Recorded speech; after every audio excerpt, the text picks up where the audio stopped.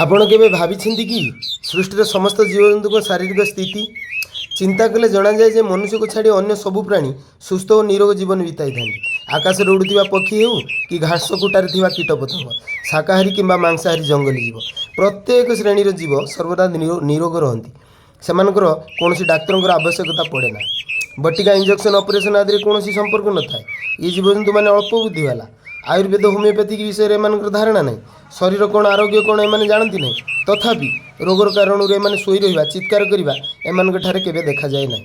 ଯଦି ଈଶ୍ୱରଙ୍କର ଆନନ୍ଦମୟ ସାମ୍ରାଜ୍ୟରେ କୌଣସି ପ୍ରାଣୀକୁ ରୋଗୀ ହେବାକୁ ପଡ଼େ ନାହିଁ, ତେବେ ମନୁଷ୍ୟ ଜାତିଟା କାହିଁକି ଏତେ ବେମାରକୁ ଧରିକି ବୁଲୁଛି? ଏହି ପ୍ରଶ୍ନ ବଡ଼ ମହତ୍ତ୍ୱପୂର୍ଣ୍ଣ। ଏହା ଉପରେ ଗଭୀରତାପୂର୍ବକ ବିଚାର କରିବାର ଆବଶ୍ୟକତା ରହିଛି। ଦେଖାଯାଏ ଯେ 100ରୁ 99 ଜଣ କୌଣସି ନା କୌଣସି ବେମାରରେ ଶିକାର ହୋଇଥାନ୍ତି।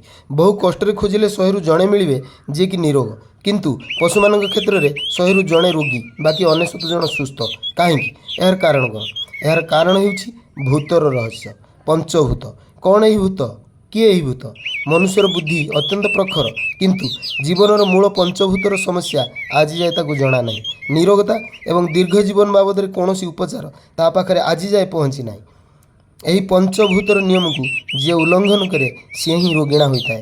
ଧନ୍ୟବାଦ। ପଣ୍ଡିତ ଶ୍ରୀରାମ ଶର୍ମା ଆଚାର୍ଯ୍ୟଙ୍କର କିଛି ମହତ୍ତ୍ୱପୂର୍ଣ୍ଣ ବାଣୀ।